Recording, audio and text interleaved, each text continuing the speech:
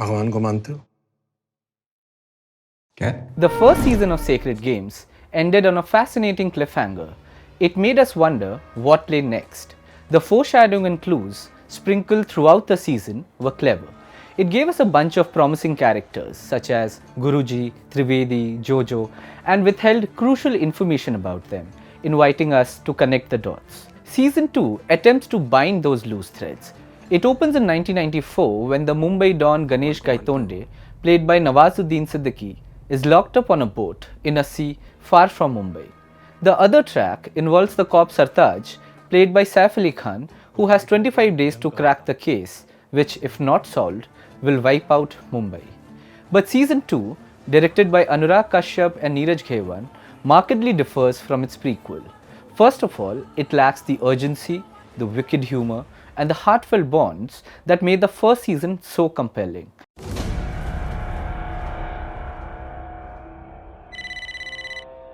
कौन? सुनो ना, लाइफ बदलने वाला है तुम्हारा। 25 दिन है, बचा लेना अपने शहर को।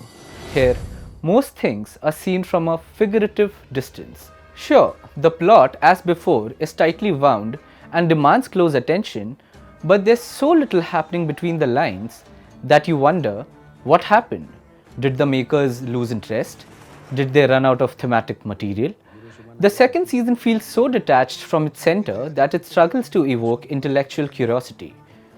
There's much happening here at a narrative level though. It tracks 23 years of Gaitonde's life, from 1994 to 2017, where he meets Guruji, Trivedi, and a new character called Kusum Yadav, played by Amruta Subhash, who is a raw agent. Sartaj, on the other hand, keeps unraveling the different clues as he sets to solve the case. But the main problem with this season is that it suffers from a been there, seen that condition. The first season had novel takes on religious fundamentalism and everyday bigotry. सब शक्तिशाली इकलौता भगवान। But season 2 doesn't give us new ways to think about the same material. Some scenes involving the cop Majid are relatively affecting compared to most of the series, which really struggles to elicit an emotional response.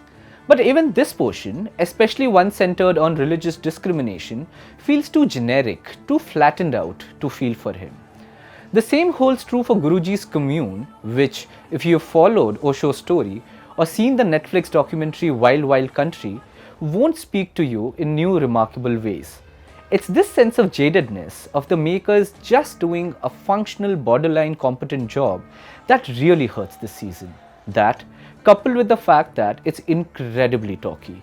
The first season heavily relied on Nawazuddin's voiceover too, but here we have an addition in Guruji, and the two of them talk a lot. They explain everything to us, their life stories, their motives, their philosophies, so much so that it starts wearing you down after a point. What's worse, Guruji's philosophies aren't particularly intriguing or profound.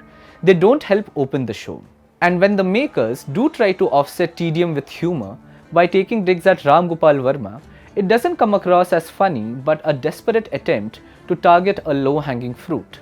Season 1 largely worked because the makers had a tight grasp over subtle tonal variations, smoothly transitioning from crass humor to tense investigation to riveting backstories, but there are hardly any surprises here. It's very telling that in a season running close to almost 6 hours, less than a dozen scenes stick with you. The subplot centered on Constable Katekar's son Rohit, who has turned to Hindu fundamentalism to avenge his father's death, is unsettling and fascinating, both for its economy and expression, or the implication that Sartaj may not be very different from Gaitonde, or the scene where Majid tells a suspect that you think we are fools to have picked you up, and he replies, do you really need a reason to pick up a Muslim? Or that wonderful scene in the first episode where the camera follows Sartaj chasing another suspect on road, then ascends in an unbroken shot as they climb the stairs of a building and settles with them on the terrace. This is the kind of scene that doesn't just sustain tension but feeds on it. This season would have benefited a lot from such ingenuities. Even the acting suffers from a similar problem. The ensemble here is excellent, but they are way too complacent in their default modes.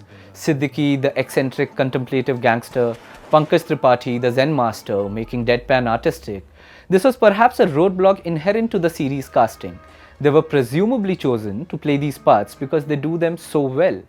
But the lack of effort here, failing to find new ways to inhabit a familiar role or diction, is distinctly evident. Unfortunately, the others are worse, especially Surveen Chawla and Kalki Keklan. Saif Ali Khan, who was impressive in the first season, is quite forgettable here. In fact, only one performance stands out, and that's of Amrita Subhash's. Carrying a wonderful aura of dominance and enigma, she's one character whose head you want to enter. At one moment in the first episode, Gaitonde is stranded on a boat in the middle of a sea, trying to locate a shore but failing. He's baffled, annoyed, helpless. Well, that's what seeing this season felt like. Brahmasami.